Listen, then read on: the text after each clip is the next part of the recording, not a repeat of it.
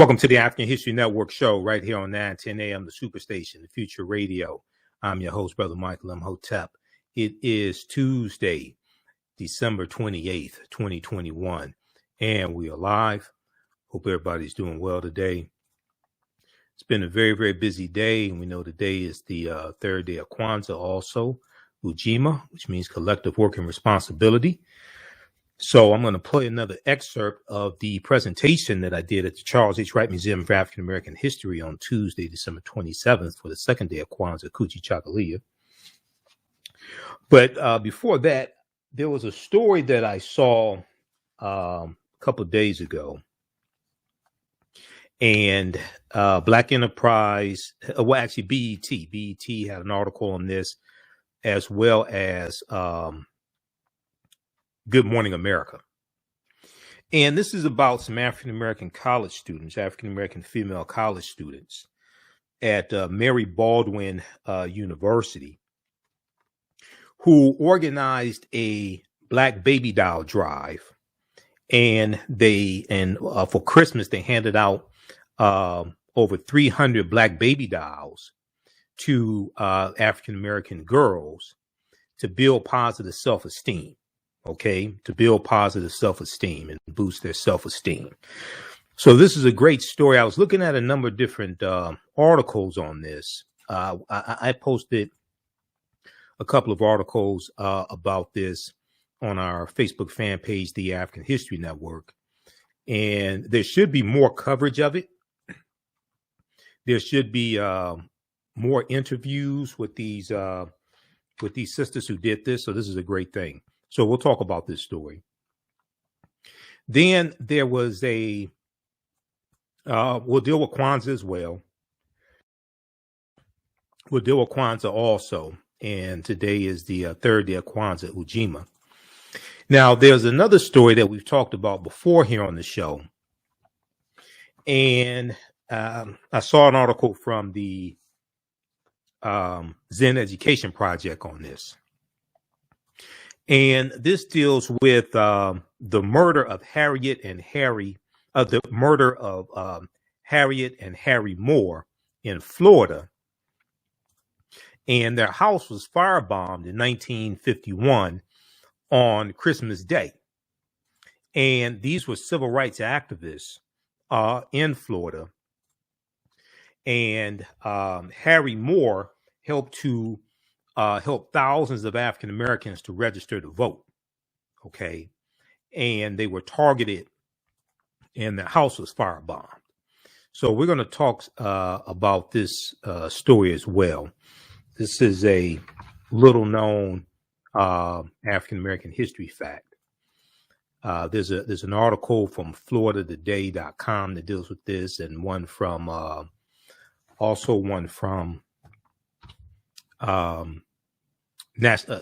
Zen Education Project. Okay, there's one from Zen Education Project as well, dealing with the killing of Harry T. Moore and his wife. Okay, all right. So we'll discuss that on today's show, and I'll play another excerpt of the presentation I did on Tuesday, December 27th at the Charles H. Wright Museum of African American History, dealing with Kwanzaa. Okay, my presentation was on From Kwanzaa to Wakanda, Reconnecting African Americans to African Culture for Self-Empowerment. Right now on the African History Network show, we focus on educating, empowering, and inspiring people of African descent throughout the diaspora and around the world, because right now it's corrects wrong behavior. What you do for yourself, what you do to yourself, and what you allow other people to do to you and get away with is based upon what you think about yourself. What you think about yourself is based upon what you have been taught about yourself. What you've been taught about yourself is based upon everything you've read, heard, and seen about yourself. So when you control the radius of a man or a woman's thoughts, you can control the compass of his or her actions, because the mind can't do or teach what it doesn't know. All right. The call-in number is 313-778-7600 is the call-in number if you have a question or comment. 313-778-7600 is the call-in number if you have a question or comment. So I want to jump into this first article. So I saw one article from BET. I think that was the first article I saw, and then there was a more extensive one from Good Morning America, and Yahoo News picked this one up from Good Morning America. College students hand out over 300 black baby dolls as Christmas presents to boost girls' self-esteem. Now, this is from December 24th, 2021. And it's a great story. I think there needs to be more coverage of it, because if it was something negative about these African-American college students, African-American female college students, if it was something negative about them, it'd be, trending on social media. Now, around 300 young girls in Virginia unwrapped the gift of a black baby doll on Christmas morning, thanks to the generosity of college students who say they want the dolls to represent more than just a toy. They want the dolls to represent more than just a toy.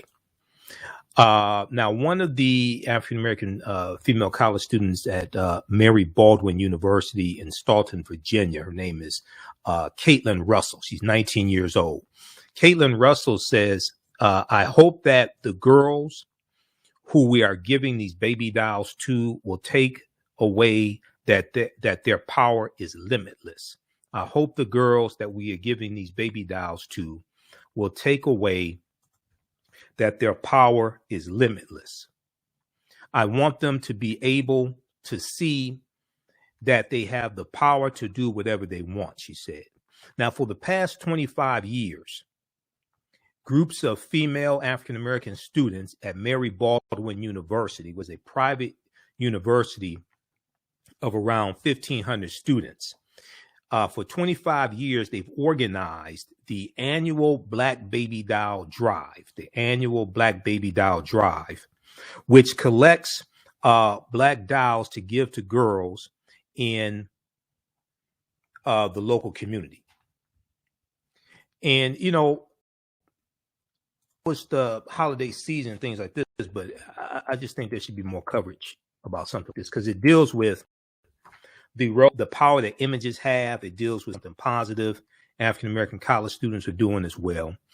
Now, the goal of the drive is to help provide confidence and self-esteem for the girls through the baby dolls, which let the girls see themselves reflected, according to Reverend Andrea Cornett Scott, who's the university's chief diversity officer, who oversees the doll drive.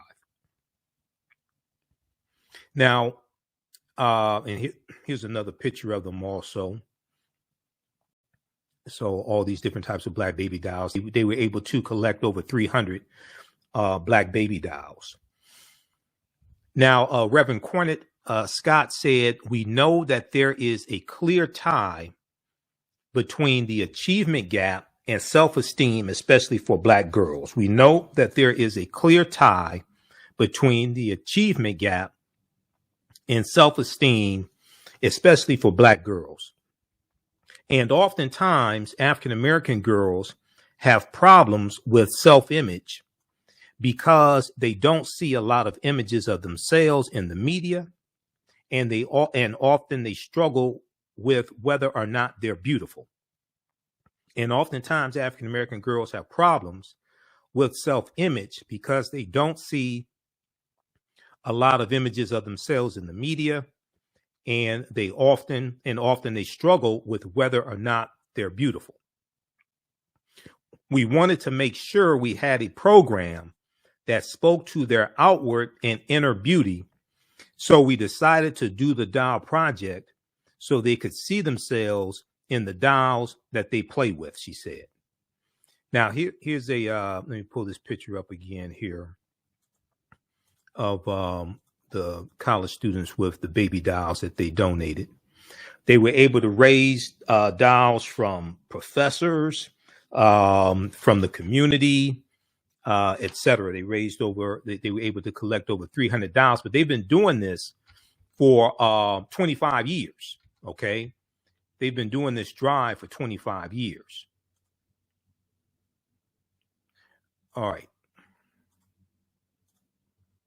Okay, let's continue here. We're coming up here on the break. Calling numbers 313-778-7600, 313-778-7600 is the calling number if you have a question or comment. Now, each year, the students who are mostly freshmen and who all live on campus in the Ida B. Wells Living Learning Community, the Ida B. Wells Living Learning Community. Each year, these students collect dolls from professors and staff on campus and from the community. Now, before they start the drive each year, the students are taught about what's known as the doll test. The doll test. And this was Dr. Kenneth Clark and his wife in the 1940s. They did the doll test, and this was this was used as evidence in Brown versus Board of Education. The doll test was a series of experiments conducted by psychologists in the 1940s to test children's perceptions around race. We'll continue this on the other side of the break. You listen to the African History Network show. I'm Michael Imhotep. We'll be back in a few minutes. Soul in Motion, celebrating 38 years in the arts. This energetic ensemble of dancers and drummers was started by percussionist Michael Friend and is led by choreographer Associate Director Pam Lassiter. Based in the Washington, D.C. area, Soul in Motion is now accepting bookings for Black History Month, Juneteenth, and summer festivals in 2022. Soul in Motion is also available for more intimate events like naming ceremonies and weddings. To find out more or to book your date, call 240-452-1349 or send an email to info@soulinmotion.org. Be sure to check us out on Facebook, Instagram, and YouTube. Soul in Motion, celebrating our history, our culture, our future. Soul in Motion. Theater, African dance, and drumming since 1984.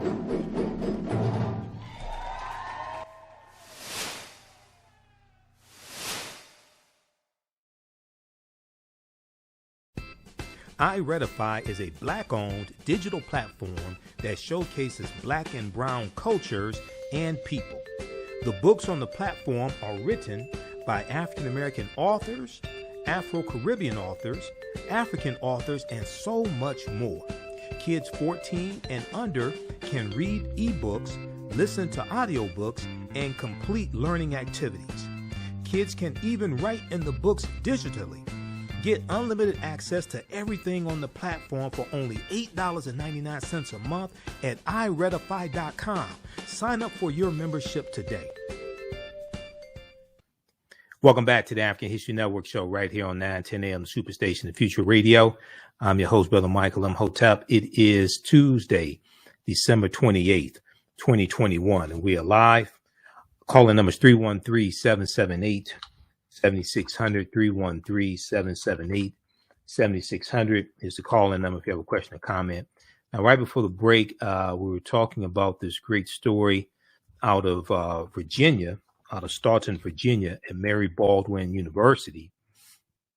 And this deals with the annual Black Baby Doll Drive, where African-American female students at this university collect Black baby dolls and give them away to African-American girls in the community.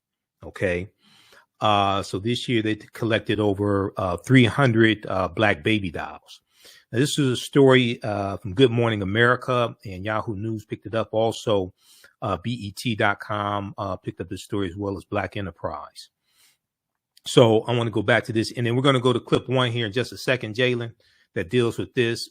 So I spent some time doing research on this story, and there was only really one news story that I saw on this. Okay, there was one news outlet that actually did a real story covering this. Good Morning America, they put together a little montage of pictures and about a 20-second interview. But there was a local news source, you're going to hear that interview in just a second, that covered this, and that's about it as far as interviews. Now, before they start the drive each year, the students are taught about what's known as the Dial test. Okay, what's known as the Dial test, a series of experiments conducted by psychologists in the 1940s to test children's perceptions around race. In the experiments, the majority of the children assigned positive characteristics to the white dial and chose it over the black dial. Okay, so this is a lot of times we hear about the black dial, white dial test and Dr. Kenneth Clark. But in the test, it wasn't that the majority of students chose the white dial as the dial that they thought was the smart dial, things like this, or the dial they wanted to play with, etc. But the majority of the students assigned positive characteristics to the white dial, but assigned negative characteristics to the African-American dial. And then there was an updated study. I'm going to try to find that clip because I wrote an article about a few years ago, ABC World News on a dial test from a few years ago. I'm going to try to find that article. Now, the study's findings were cited in the 1954 U.S. Supreme Court case of Brown versus Board of Education, which led to the desegregation of schools in the United States.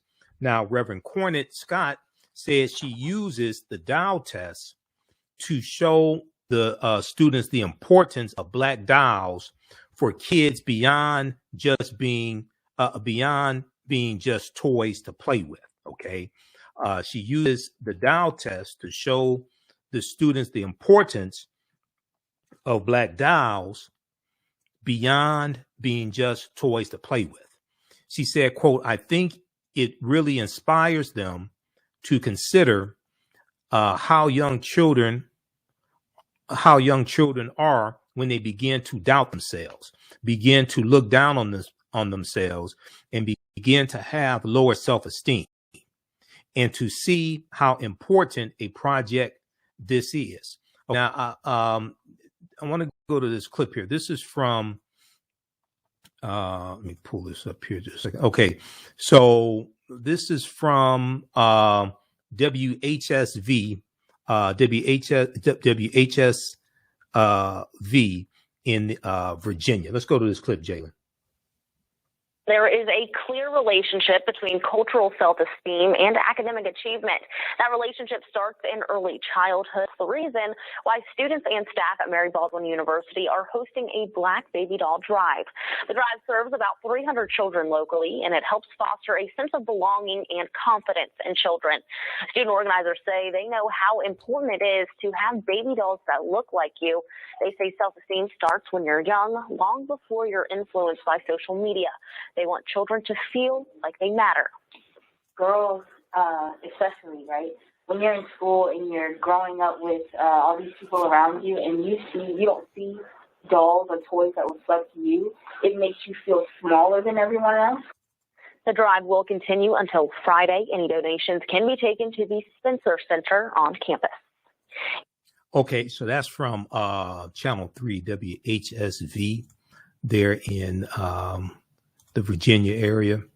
And the name of that article, they were one of the few, because I looked, and they were one of the few that actually did a story, had some actual audio on this, and actually did an interview. Okay, the student that they interviewed in that piece is, and she's in the article from Good Morning America also. Milana Twyman, who's 19 years old. She was actually interviewed in that piece from WHSV. And that is, I'm going to pull this up here. I think that's Channel 3. Let me pull this up right here. Okay. What is that? Yeah, WHSV Channel 3. there in the Virginia area, in Staunton, Virginia. Okay, so you can check out this article as well. They're one of the few that I saw that actually did a story and actually interviewed one of the students. Local students host Black Baby Doll Drive to foster sense of belonging in children. Now, this story is from December 1st, 2021, while they were in the process of collecting the dolls. Now, I want to go back to the piece here from Good Morning America also. They have an extensive article on this.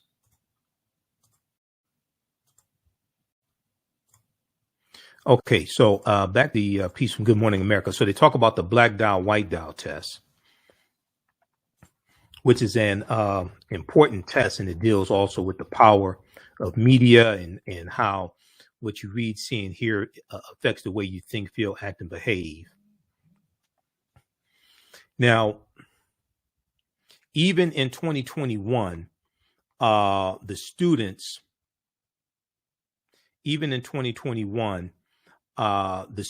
said that finding Black baby dolls in the areas around the university proved a challenge. Okay, even today, finding Black baby dolls around the university, which is in Staunton, Virginia, still proves to be a challenge.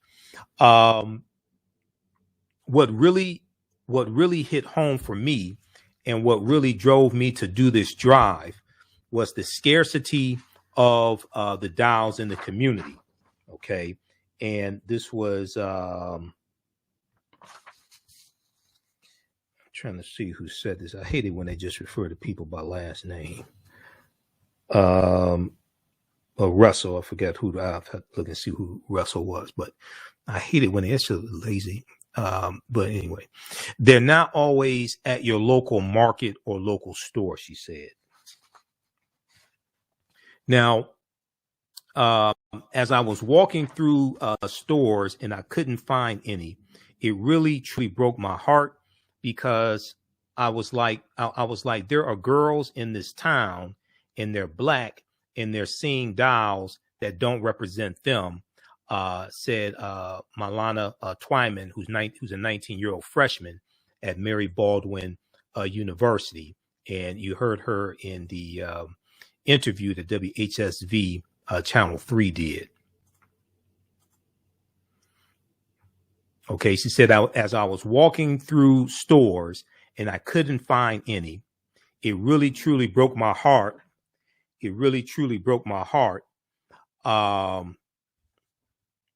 Because I was like, there are girls in this town and they're Black and they're seeing dolls that don't represent them.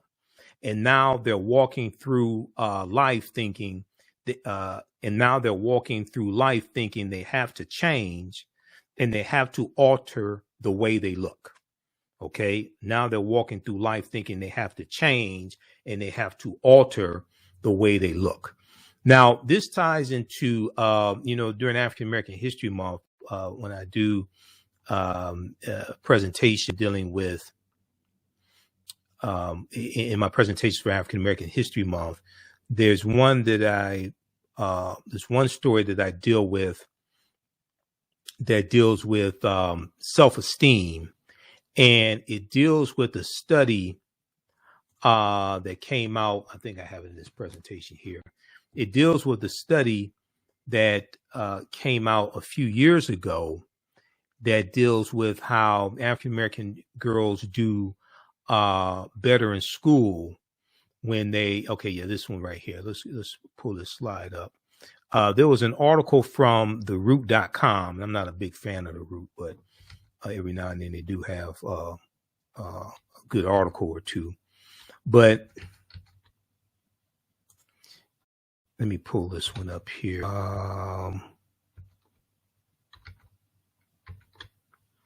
Okay, let's go to this slide. So there was an article from theroot.com that dealt with new studies find that positive feelings about Blackness improve academic performance for Black girls. New studies find that New studies find that positive feelings about Blackness improve academic performance for Black girls. Believing that Black is beautiful, an important mantra of self-acceptance and self-love, could pay major dividends in school, a new study finds. Now, this article from theroot.com was based upon a study published in the Journal of Blacks in Higher Education. And that study and that article from the Journal of Blacks in Higher Education focused on a study from Professor Sharita Butler Barnes at Washington University in St. Louis. And this study found that young Black women with, quote, strong racial identity, young Black women with strong racial identity are more likely to be academically engaged, curious, and persistent. So what Reverend Cornett is talking about here and the positive self-esteem these Black dolls build in young African-American girls ties into what this study talks about that was in the Journal of Blacks in Higher Education. We'll continue this on the other side of the break. Listen to the African History Network show. I'm Michael Imhotep. We'll be back in a few minutes. Mental health and well-being have long been a taboo subject in the so-called African-American community.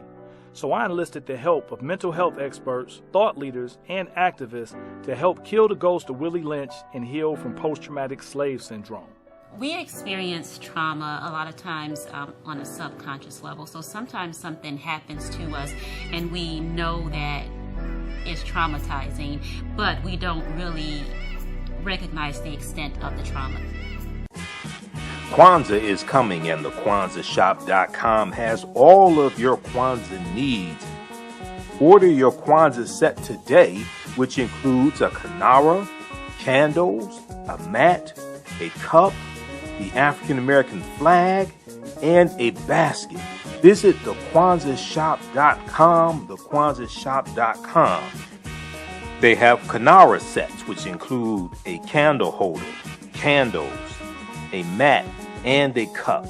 Kwanzaa is December 26th through January the 1st. Add the early bird discount code for 10% off your order placed before November 28th. Visit the KwanzaaShop.com and place your order today. The KwanzaaShop.com has all of your Kwanzaa needs to celebrate this African American Pan-African holiday. The KwanzaaShop.com.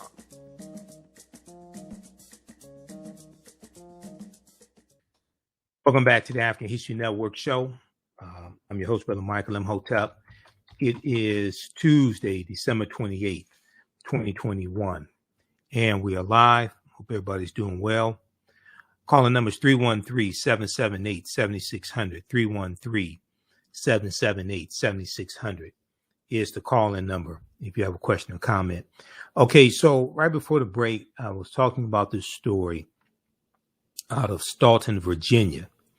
And it deals with this black baby doll drive that African American college students organize, and and they've been doing this for 25 years. Okay, so this was their annual Black Baby Doll Drive, and they give these dolls away to African American girls in the community. All right, and these are African American female college students at Mary Baldwin University in Staunton, Virginia. It's a private university of about 1,500 students in Staunton, Virginia. So they do this each year. And then when we left off, I was talking about this study that I've dealt with in some of my presentations in the past, especially during African American History Month. It's a study that was in the Journal of Blacks in Higher Education a few years ago. And I picked this up from an article from TheRoot.com. New studies find that positive feelings about Blackness improve academic performance for Black girls. Now, an article in the Journal of Blacks in Higher Education focuses on a new study from Professor Sharita Butler Barnes, who's a professor at Washington University in St. Louis. And this study finds that young Black women with strong racial identity are more likely to be academically engaged, curious, and persistent. More likely to be academically engaged, curious, and persistent. The survey looked at 733 African-American middle and high school girls in three socioeconomically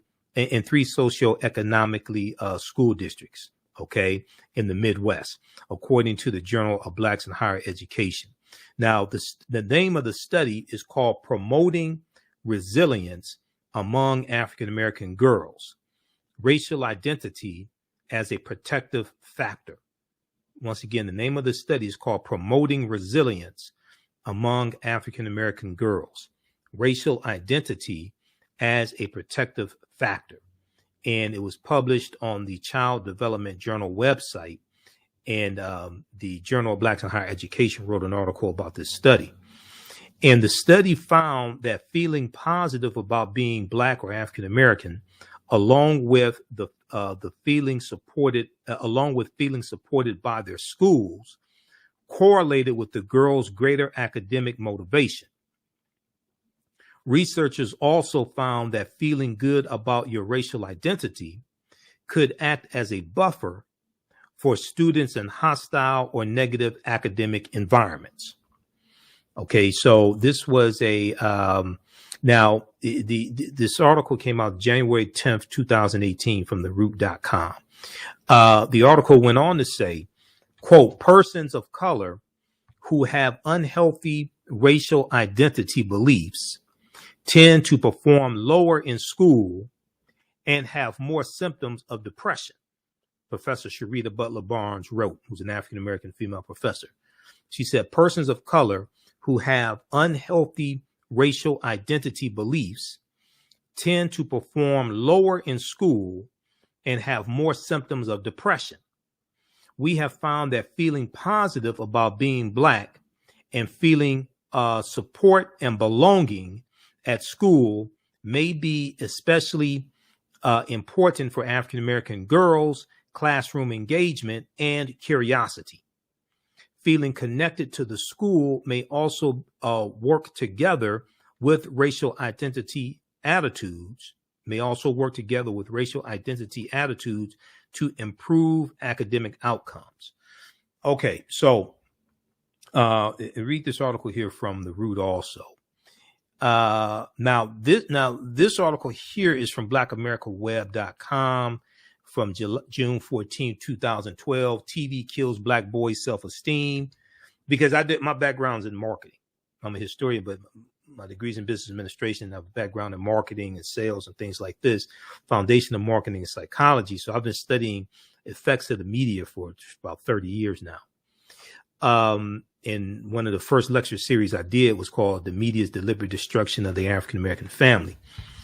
But in this study here, it said a new, precise, and exhaustive year-long study finds that watching television regularly distorts and ultimately destroys the self-esteem of young Black males, who often find themselves comparing one another to the characters they view on air, leaving them feeling trapped and as if there are, quote, very few positive life paths they can aspire to, end quote. Now, what's interesting is that I read different news outlets reporting on this study. CNN had an article about the same study.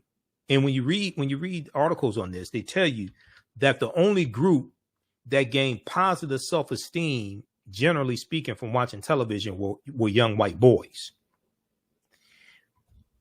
The article that CNN had on this study, the picture showed a young white boy laying on the floor watching TV, and he had like a cape on, like Superman. Okay, because when you read the study, it talks about the negative images of African American boys, girls, and of white girls, but how white boys gain positive self-esteem, generally speaking, from watching images on television. So this is from June 14, 2012. Okay. Now this is an interesting article here. This was an interesting study. A number of outlets picked this up. Black teens with racial pride do better in school. AfricanGlobe.net picked up this study.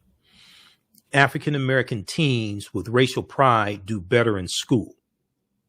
Now wait till you see the universities. It was two universities that came together to do this study. Wait till you see the universities that did this study.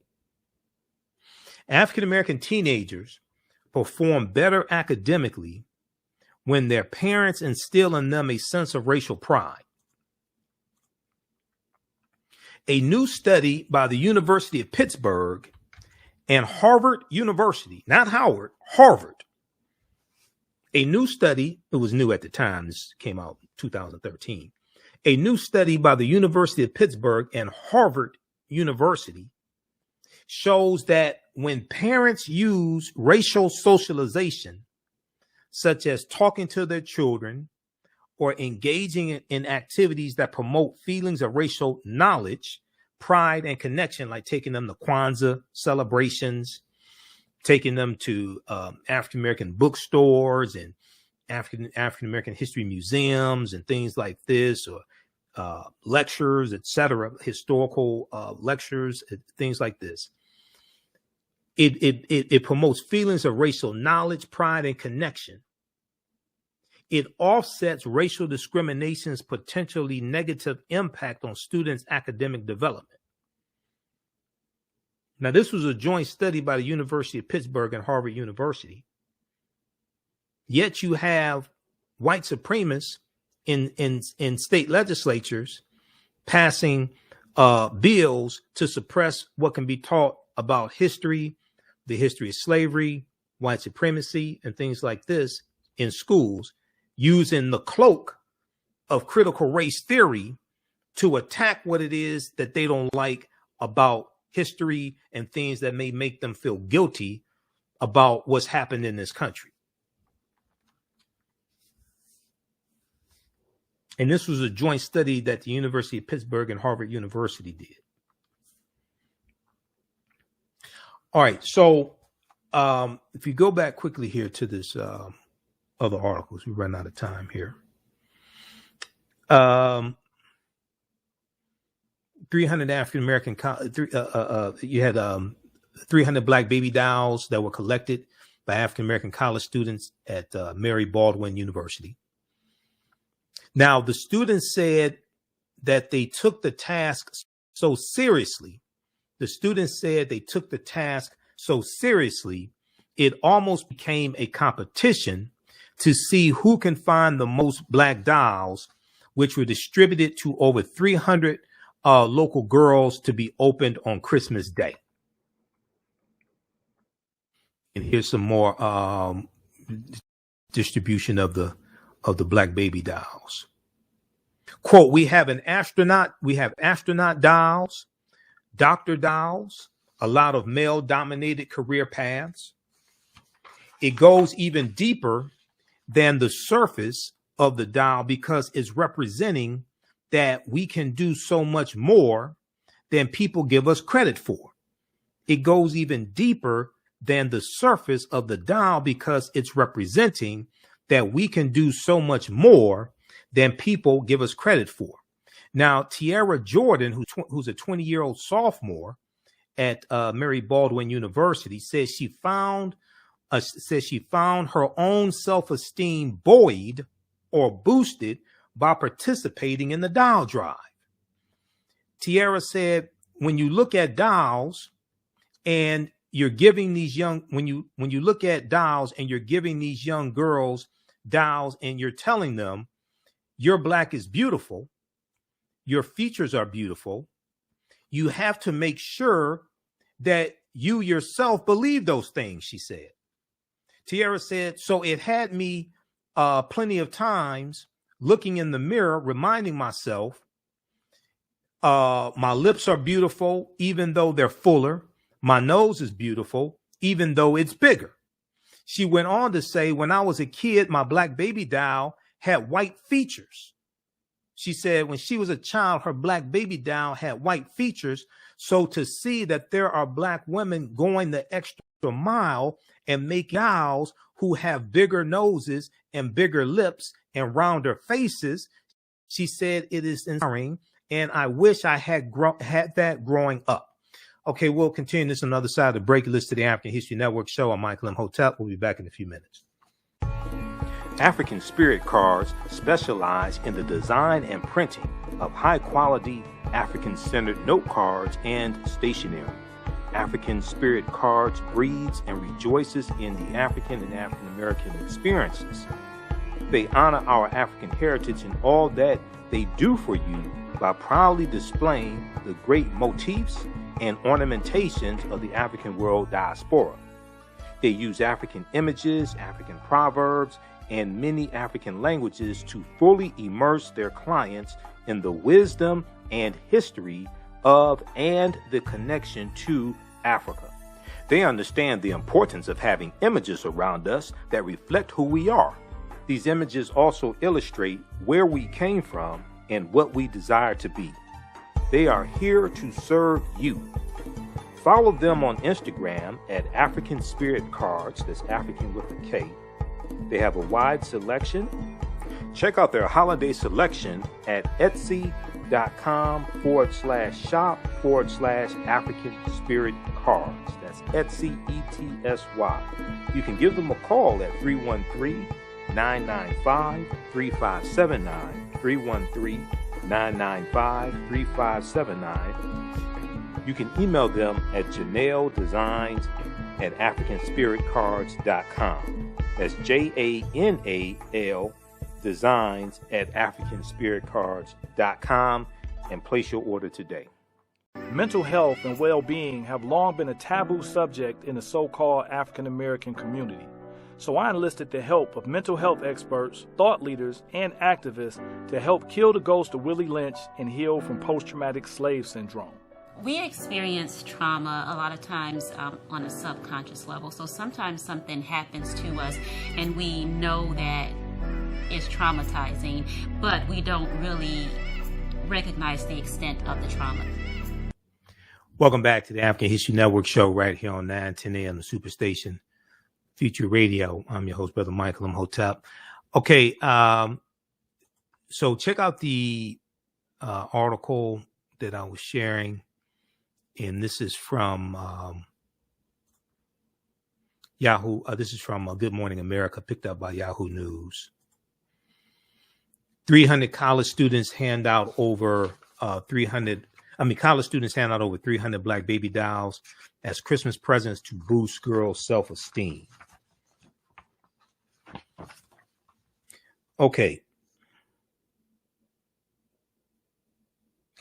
All right, so right before the break, we were talking about the one of the students was talking about the type of dolls that she had, black dolls she had when she was a child, and she said that her black baby dolls had white features when she was a child. Okay, now Milana Twyman, who's 19 years old, said that she also wishes she had benefited from having representative black baby dolls when she was a child. She said, it took me a while to love my hair. It took me a while to love my lips and nose. It took me a while to love my hair. It took me a while to love my lips and nose because I didn't have that representation. She said, being able to give that to girls and being able to give them the confidence that they need to go throughout life, I'm beyond happy. Okay, so read this piece here from Yahoo News. All right, now I want to go quickly here to another excerpt of my presentation that I did on Monday, December 27th at the Charles H. Wright Museum of African American History. I was speaking at the Kwanzaa celebration. I found out last minute decision, found out that I was speaking there, but it turned out pretty well. And my presentation was called From Kwanzaa to Wakanda, Reconnecting African Americans to African Culture for Self-Empowerment. Let's go back to this clip, Jalen. this information to win some black version of Jeopardy or something like that and see who can memorize the most facts and figures. The information that we take in should bring about behavior modification. This is why our motto is right knowledge corrects wrong behavior. Okay, it should bring about behavior modification. And then when we saw, how many people saw the film Black Panther? The original, just leave it right there. How many people saw the film Black Panther? Okay, so we know Black Panther 2 is coming out in November of 2022.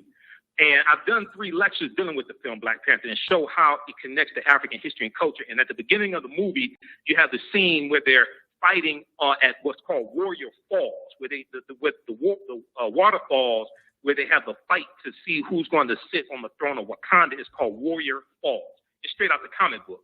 And there's a scene when T'Challa's losing, and we know we lost Chadwick Boseman. It was tragic. He passed away from, I think it was colon cancer. But there was a scene where he's losing to M'Baku of the Jabari tribe, and his stepmother, played by Angela Bassett, Ramonda, she yells out, "Show them who you are. Show them who you are." Okay, well, before you can show them who you are, you have to know who you are. This is where our history and culture comes into play. Now, how many people are familiar with Dr. David Imhotep, who wrote the book, The First Americans Were Africans, Documented Evidence? How many people, you're not familiar with Dr. David Imhotep? Oh, my God. You get Google his name. When you Google his name, mine will come up also because I've interviewed him probably about 13 times. His first book came out in 2011 on this subject matter, and it deals with the African presence in the Americas dating back at least 56,000 years ago. 56,000 years ago in South America, at least 51,700 years ago in the land we call the United States of America. Now, this is before Native Americans came into existence. Okay, and when you see some of my information, you look at the interviews I've done with them, we go deep into this history.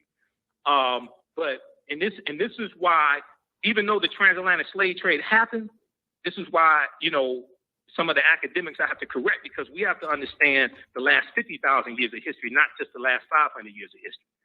Okay, so yes, the transatlantic slave trade happened, but we have to deal with the history of thousands of years before that.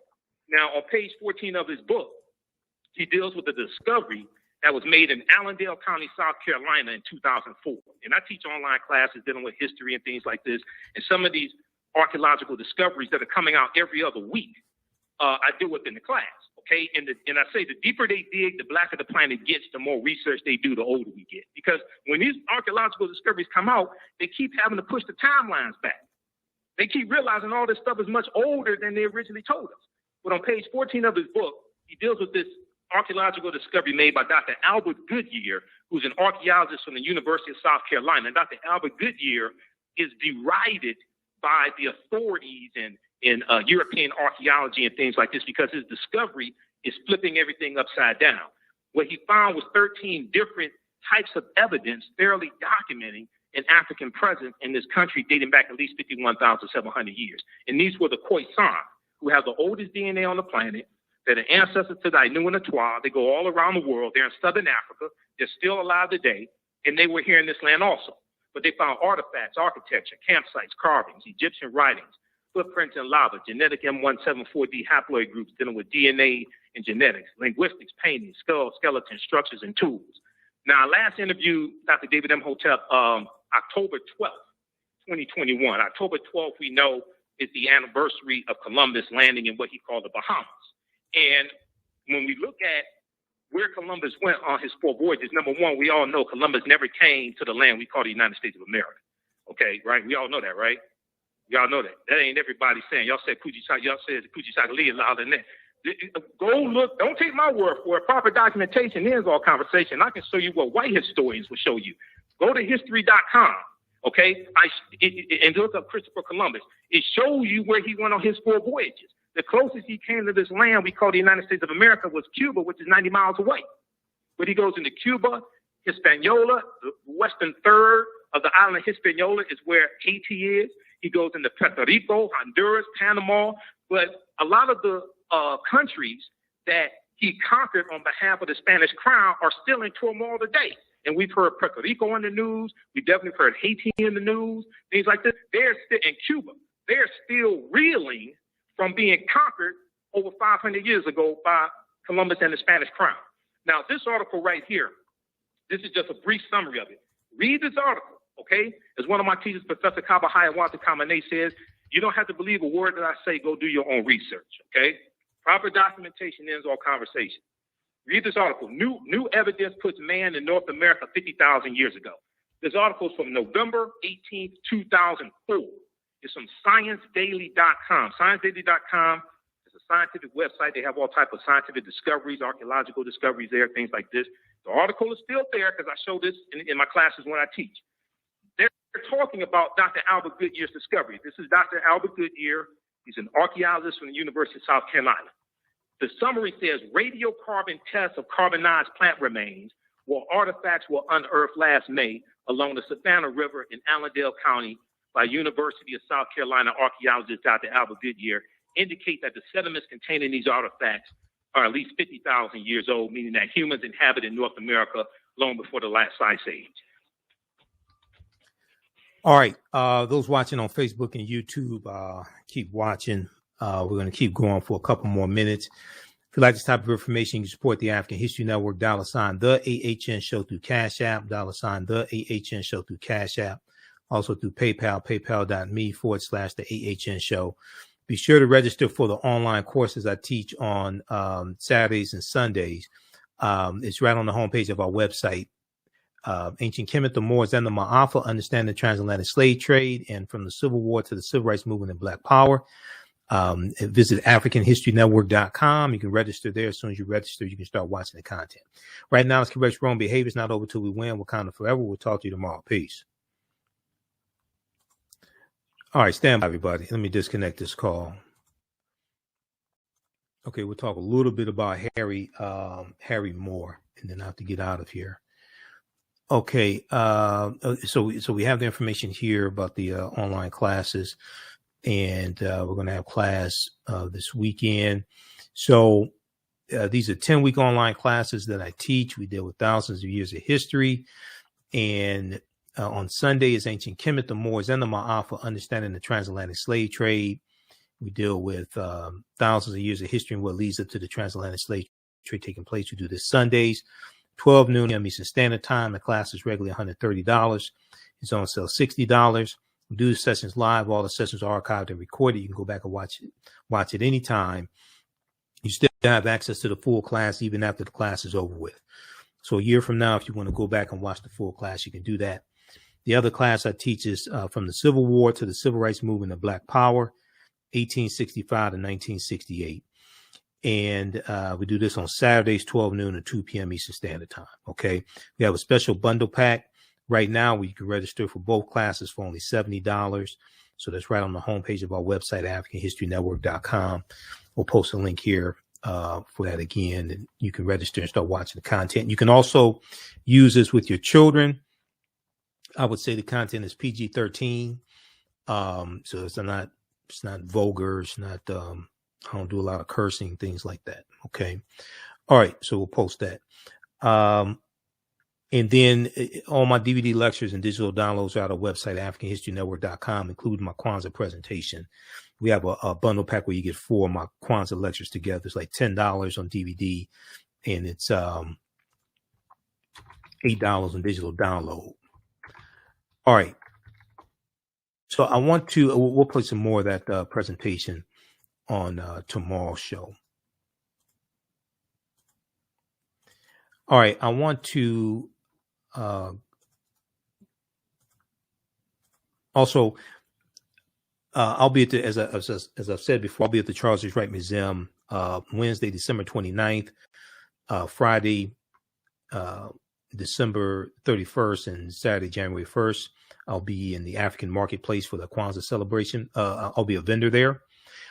Visit theright.org for more information to attend. I think registration is closed, but I'll be there for that. I'm not sure if you have to register to come and shop with the vendors, but I'll have a vendor table there. My DVD lectures will be registering people for my classes also.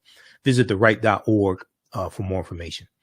All right, I want to deal with this other story. Now, I've talked about this before, and this deals with Harry T. Moore and his wife Harriet, who was civil rights activists in Florida. There's a good article from the Zen Education Project on this. Okay, And we'll probably talk some more about this tomorrow because it's kind of a lengthy article. Their house was firebombed on December 25th, 1951. December 25th, 1951, Christmas Day. Their house was firebombed, and they were both killed.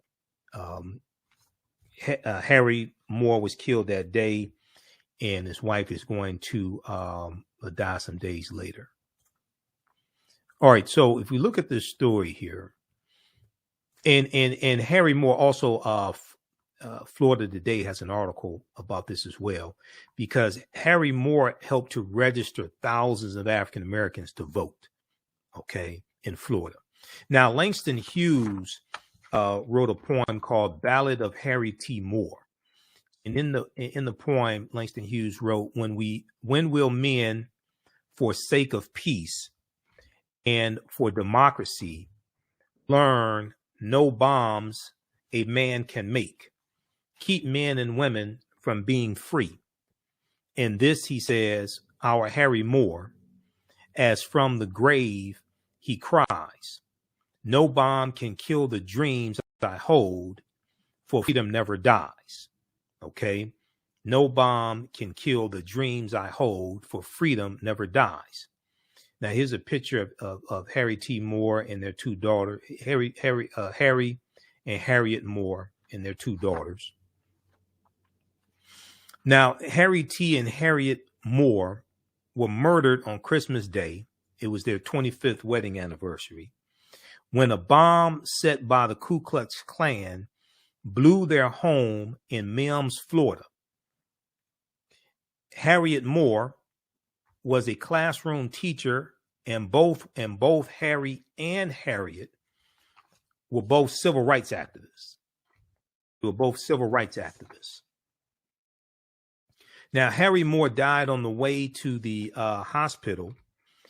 His wife, Harriet, died 9 days later, leaving behind two daughters, Evangeline and Annie Rosalia. Now, Evangeline Moore dedicated her life to seeking justice for the death of her parents. Now, a little background information on Harry and Harriet Moore, civil rights activists killed by the Ku Klux Klan in 1951, house firebombed on Christmas Day. Now, back in the 1930s, Harry and Harriet Moore began organizing for the NAACP in Central Florida. They launched a legal struggle that eventually won equal pay for African American and white teachers. In 1941, Harry Moore became president and later executive director of the Florida State NAACP. Now, under their leadership, the NAACP eventually grew to more than 10,000 members in more than 60 branches across the state of Florida. Now, in 1944, Thurgood Marshall won the U.S. Supreme Court case of Smith versus Allwright, which we've talked about here on this show just in the past couple of months. Okay, Smith versus Allwright. This was a U.S. Supreme Court ruling that ruled that all white primary elections are unconstitutional. So, you know, we've talked about this case just in the past couple of weeks, and I deal with this case on my in my online classes also, especially from the Civil War to the Civil Rights Movement and Black Power, 1865 to 1968. And if we look at this, this piece here from history.com, this deals with Jim Crow era laws and suppressing the right to vote. If we look at this here, okay, so this article we've talked about before. In this piece, they talk about Smith versus Allwright, U.S. Supreme Court case. Okay, how Jim Crow era laws suppressed the African American vote for generations. This is from history.com. So they talk about the Mississippi State Convention of 1890 that we talk about a lot here on this show, that legalized poll taxes and literacy tests in Mississippi, and that became the model that other southern states adopted. But then you have all white primaries. Okay. Now, when literacy tests and poll taxes and grandfather clauses, and Louisiana was the first state that had the grandfather clauses in 1898. When literacy tests, poll taxes, and grandfather clauses, and the many other ways to circumvent the 15th Amendment did not work to suppress black voter turnout, white legislators in several southern states used what are called all white primaries to all but eliminate black voters, black voters' presence in the electoral process. In Texas, for example, the state legislature gave the Democratic Party the authority to set its own rules. The party determined that it was for white voters only, excluding African Americans from its elections and effectively making local electoral politics dominated by one party that upheld Jim Crow laws. After a white election official blocked an African American man named Lonnie E. Smith the right to vote in the 1940 Texas Democratic primary, the NAACP's Thurgood Marshall and William H. Hastie challenged the case all the way to the U.S. Supreme Court.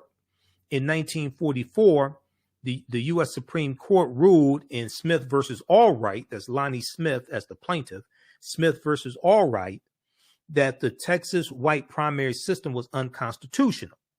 Okay, this is Thurgood Marshall.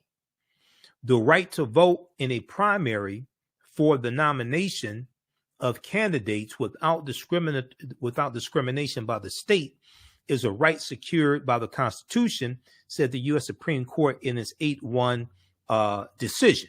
Okay, so that's Smith versus Allwright, U.S. Supreme Court case of 1944.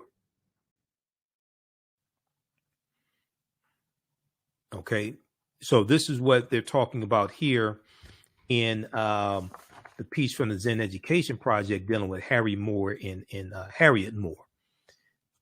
Let me go back to the Zen Education Project. Okay,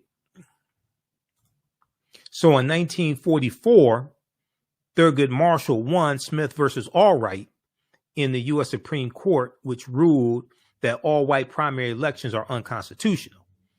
With African Americans now allowed to vote in the real elections, the Moores, Harry Moore and Harriet Moore, organized the Progressive Voters League of Florida, the Progressive Voters League of Florida, and Harry Moore became its president.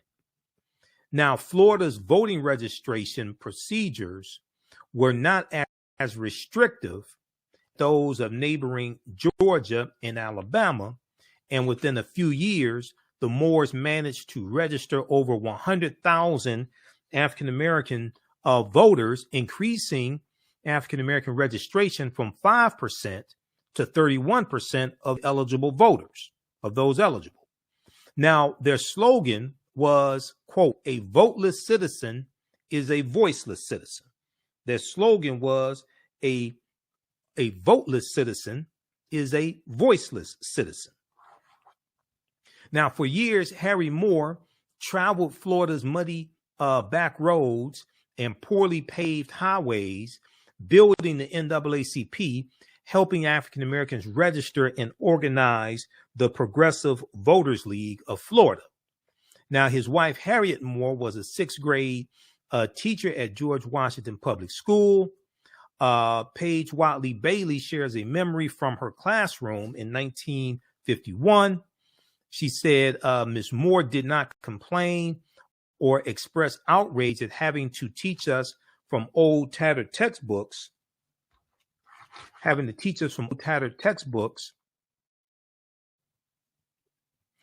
passed down to us from the white school. What she did was to teach us primarily from the few boxes of her own private books, which she kept hidden under her desk.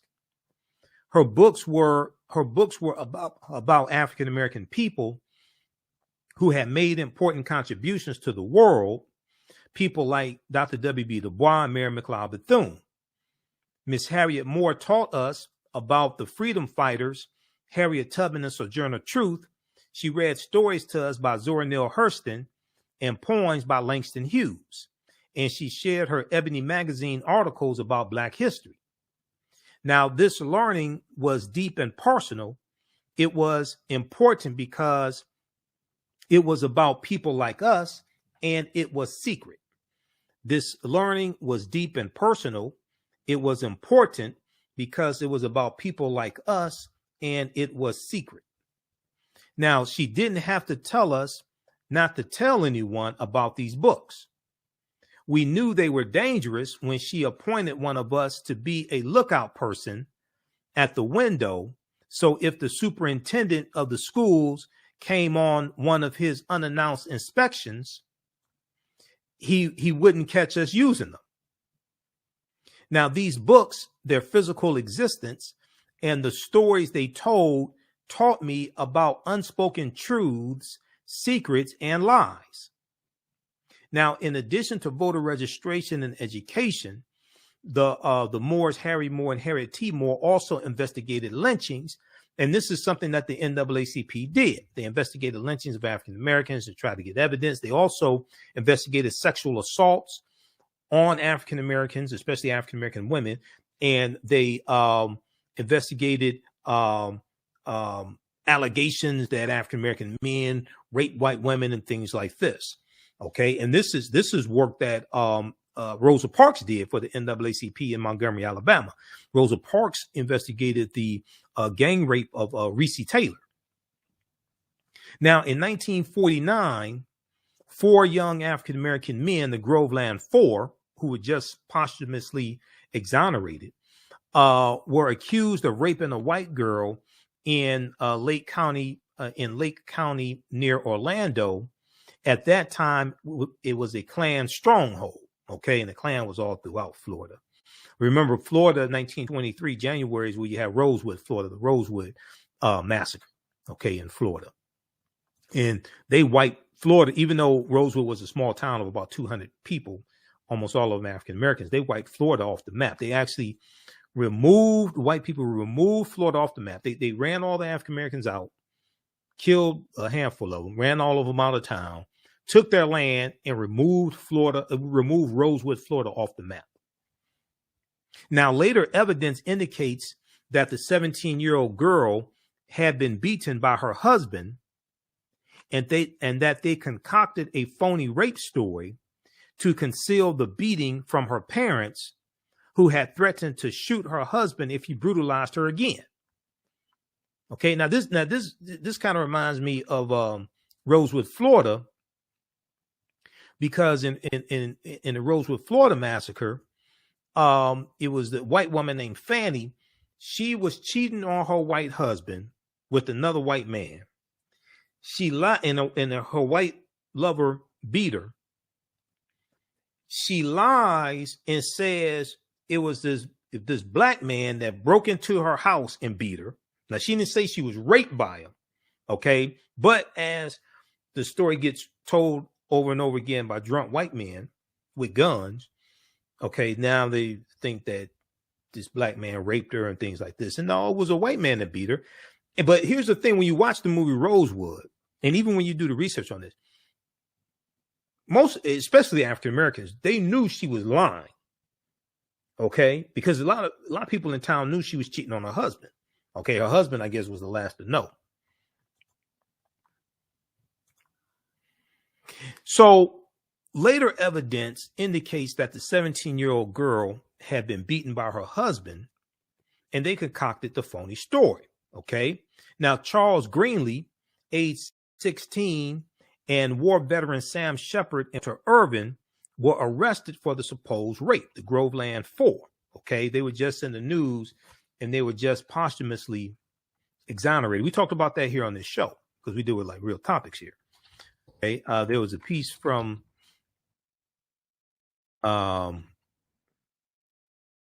NBCnews.com that dealt with this as well. Groveland 4, the black men accused in 1949 rape get case dismissed. So you may remember us talking about this story here.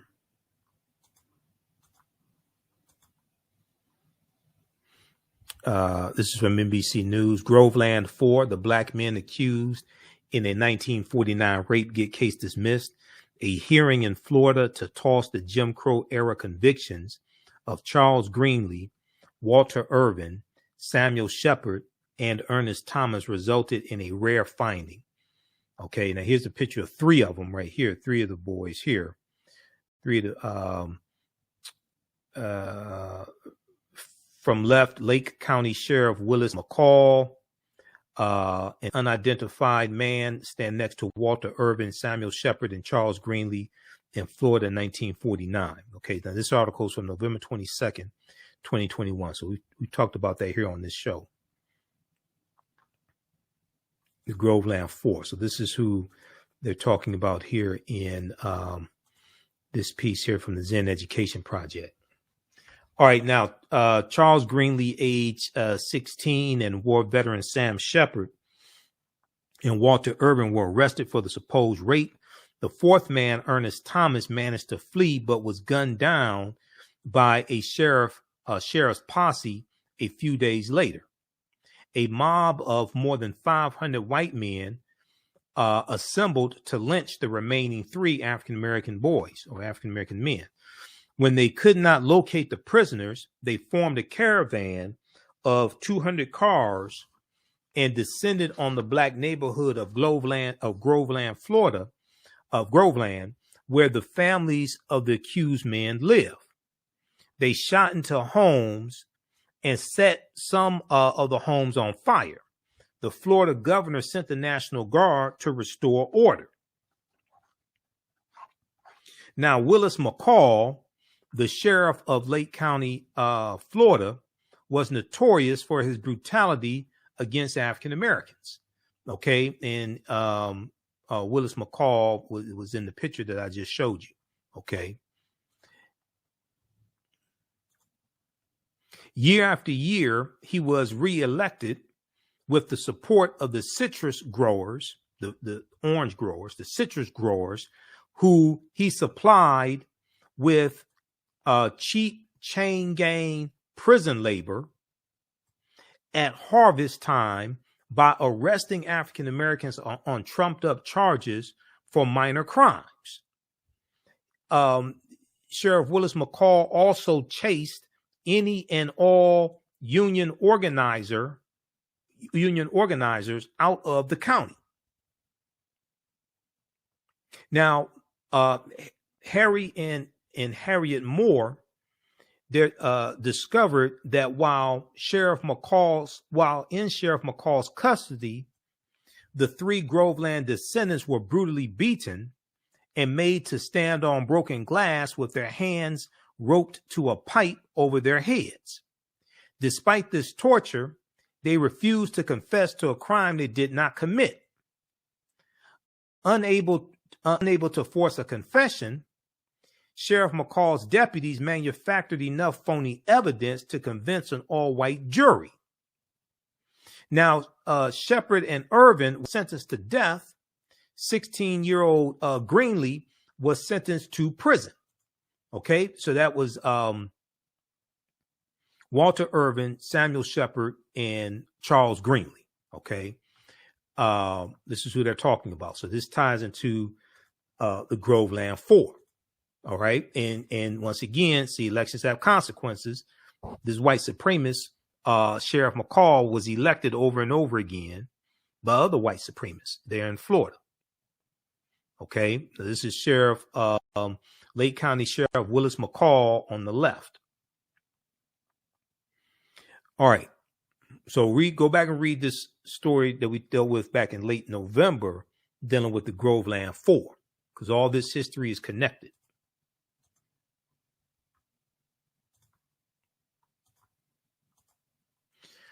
Okay, now Greenlee chose not to appeal out of court, Charles Greenlee, he chose not to appeal. He chose not to appeal out of fear that a new trial would result in a death sentence. Franklin Williams, who was Shepard and Irvin's NAACP attorney, appealed their conviction, and it was overturned by the Supreme Court in 1951. In November 1951, Sheriff Willis McCall removed the two men from prison. While driving them to Lake County for their new trial, he shot them, killing Shepard and severely wounding Irvin. He claims that the two handcuffed and manacled prisoners attacked him while trying to escape. Now, when Irvin recovered enough to speak, he described how Sheriff McCall pulled his car off the road, dragged the two men out, and began firing. Harry and Harriet Moore demanded that white supremacist Sheriff McCall be suspended from office and indicted for murder. No charges were ever brought against Sheriff McCall. Now, with the mob attack on the Groveland 4, the original rape trial, the successful appeal, and the shootings fanning the flames of racism, Harry Moore, let me back up here. Okay. With the mob attack on the Groveland community, the original rape trial, the successful appeal, and the shooting fanning the flames of racism,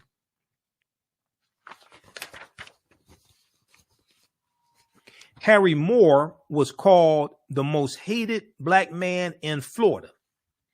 Harry Moore was called the most hated black man in Florida.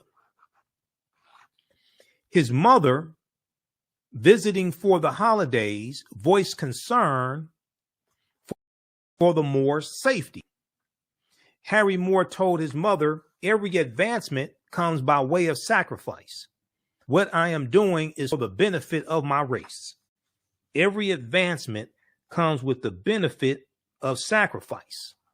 What I am doing is for the benefit of my race." Late in the night on Christmas Eve, 1951, a bomb exploded under Harry and Harriet's bedroom. Harry Moore died on the way to the hospital. His wife Harriet died of her injuries 9 days later. And this is, it was on their 25th wedding anniversary, the silver wedding anniversary, that the house was firebombed. There's a picture of a house firebombed by the Ku Klux Klan. So check out this article here from the Zen Education Project, December 25th, 1951, murder of Harriet and Harry Moore in Florida. And then there's also a good article from FloridaToday.com on this story, because we posted this article for the past couple of years. And we've talked about this here on the show before. Where is that one? This one here from FloridaToday.com.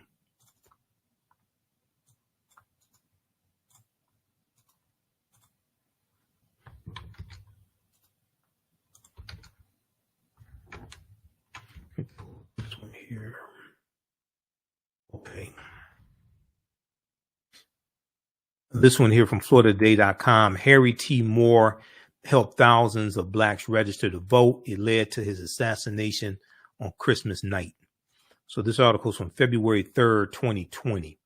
So I posted this when this article originally came out from FloridaToday.com. February 3rd, 2020 was the 150th anniversary of the adoption of the 15th Amendment of 1870, 15th Amendment to the U.S. Constitution. That was adopted February 3rd, 1870. And it is the 15th Amendment guaranteed the right to vote for African American men. So read this article as well. Here's another picture of them here. So these are civil rights heroes.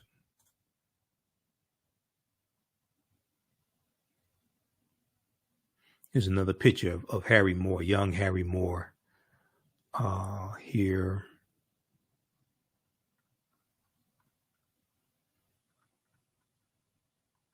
And let me see something. Okay.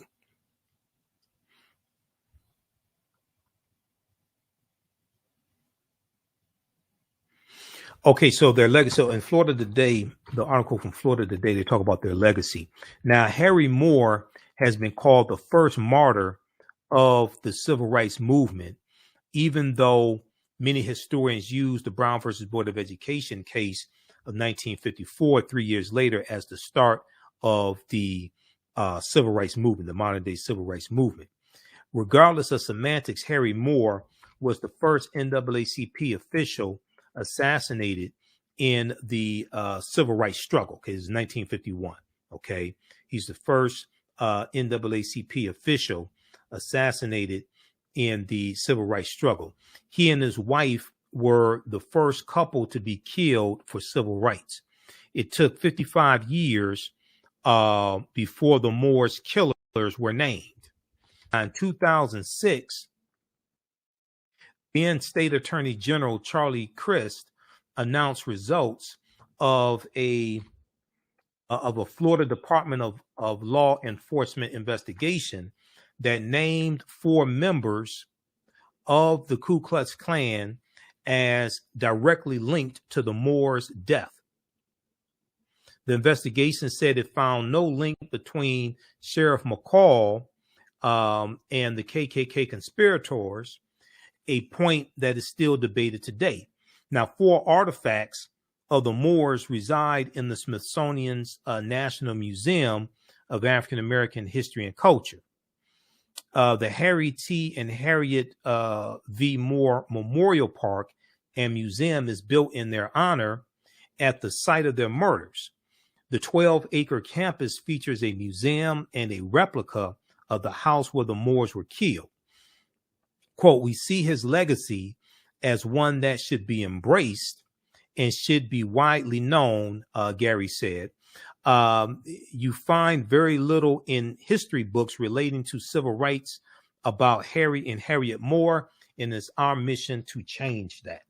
Okay, so read this piece here also from FloridaToday.com, which came out February 3rd, 2020. Harry T. Moore helped thousands of blacks register to vote. It led to his assassination on Christmas night. That was in 1951. All right.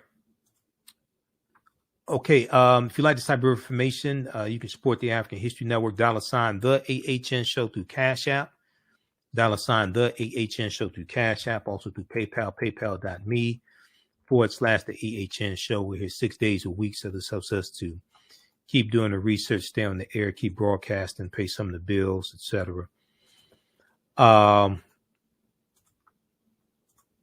Okay, and you can still register for the online courses that I teach on Saturdays and Sundays, from the Civil War to the Civil Rights Movement and Black Power, 1865 to 1968, in Ancient Kemet, the Moors, and the Ma'afa, understanding the transatlantic slave trade, what they didn't teach you in school.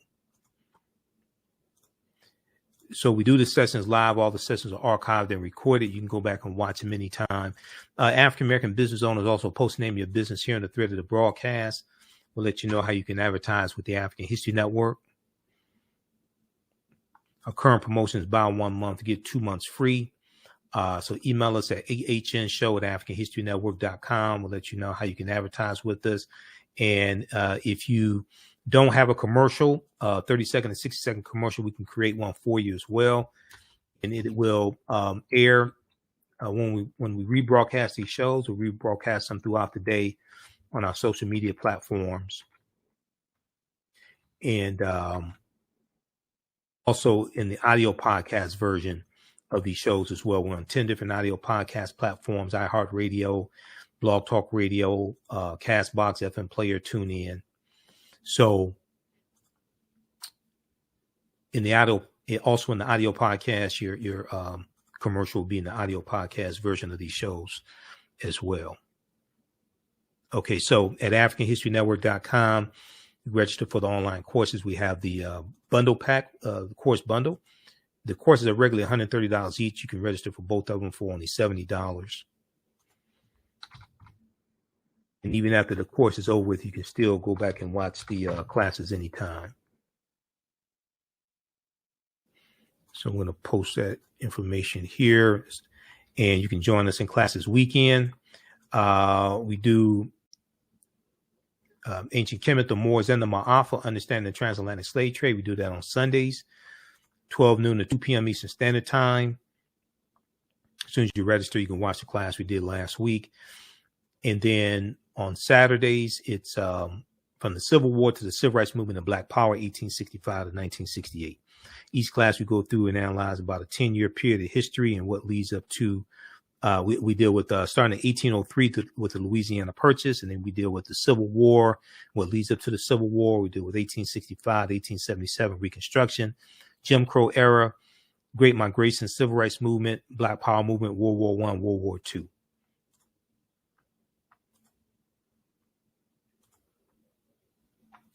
All right.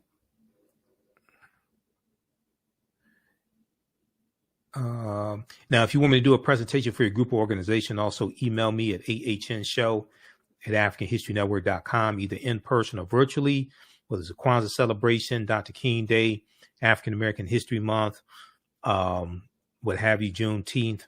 Let me know. We can work that out. Okay. All right.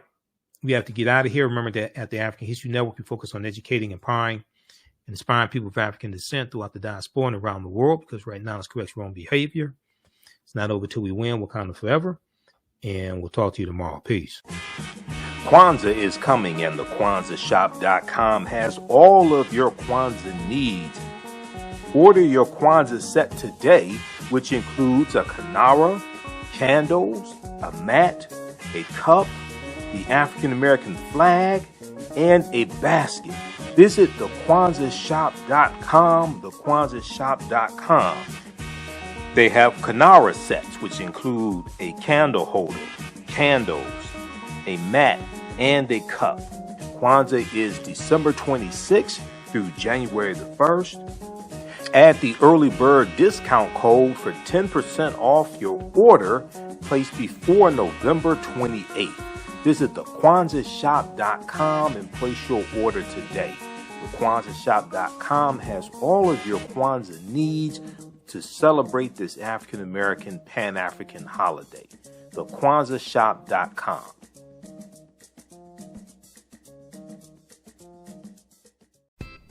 iRedify is a Black-owned digital platform that showcases Black and Brown cultures and people. The books on the platform are written by African American authors, Afro-Caribbean authors, African authors, and so much more. Kids 14 and under can read ebooks, listen to audiobooks, and complete learning activities. Kids can even write in the books digitally. Get unlimited access to everything on the platform for only $8.99 a month at iRedify.com. Sign up for your membership today. Black on Purpose Television Network. Yes, Black on Purpose Television Network. All black, all positive, all the time. The largest Black-owned streaming television network in the world. Bringing our people together worldwide. Controlling our messages, our stories, our way. Black TV the way it should be. Black music, Black history, and more. 30 plus channels, thousands of shows. Black on Purpose Television Network. Subscribe now. Mental health and well-being have long been a taboo subject in the so-called African American community. So I enlisted the help of mental health experts, thought leaders, and activists to help kill the ghost of Willie Lynch and heal from post-traumatic slave syndrome. We experience trauma a lot of times on a subconscious level. So sometimes something happens to us and we know that it's traumatizing, but we don't really recognize the extent of the trauma. Come and travel with me to a time long ago and place far away. You will experience high adventure and excitement. You are fighting alongside an ancient army in fierce battle. Feel the exhilaration of struggle and final conquest. My name is Menenkere, and I am both a prince and a priest in one of the most advanced civilizations humans have ever produced. I want you to ride with me in my chariot as I slay the barbarians who have come to invade my land. I invite you to sit at the conference table with the great Pharaoh Taharka and his ministers as they plan intrigue and use subterfuge to outmaneuver and defeat the enemy. Come back with me to the land of your ancestors, to the beautiful land of Kemet. So open the pages of this book and begin the adventure. Find out what happens in the book Menenkere Battles the Assyrians in the Nile Valley from author Makari Jones. Get your copy today at Amazon.com. African Spirit Cards specialize in the design and printing of high-quality African-centered note cards and stationery. African Spirit Cards breeds and rejoices in the African and African American experiences. They honor our African heritage in all that they do for you by proudly displaying the great motifs and ornamentations of the African world diaspora. They use African images, African proverbs, and many African languages to fully immerse their clients in the wisdom and history of and the connection to Africa. They understand the importance of having images around us that reflect who we are. These images also illustrate where we came from and what we desire to be. They are here to serve you. Follow them on Instagram at African Spirit Cards, that's African with a K. They have a wide selection. Check out their holiday selection at Etsy.com/shop/African Spirit Cards. That's Etsy, ETSY. You can give them a call at 313-995-3579, 313-995-3579. You can email them at janeldesigns@AfricanSpiritCards.com. That's JANAL designs@AfricanSpiritCards.com, and place your order today. Hi, I'm Joel Wilson, President and CEO of JCW Computer Consulting LLC, a technology implementation firm with over 20 years of satisfying customers. We offer a full spectrum of industry top-tier branded services. We are an authorized partner or reseller for Lenovo, Zoom, T-Mobile, Microsoft 365 and Surface tablets, Google Workspace, Acer, Asus, Samsung, PCmatic security software, and many more. Our online store features laptops, Chromebooks, computers, printers, accessories, and software. Businesses, take advantage of our free 1-hour Zoom tech consultation and know we offer top nationwide high-speed internet service providers, voice over IP, and cellular phone services. Home users, don't miss our current in-stock Chromebook inventory. Please visit us at jcwcc.com or call 215-879-6701. Gain knowledge in minutes from insightful summaries of progressive and socially conscious books. Blacklisted gives you access to curated content that'll satisfy your curiosity to learn and understand different perspectives. Empower yourself through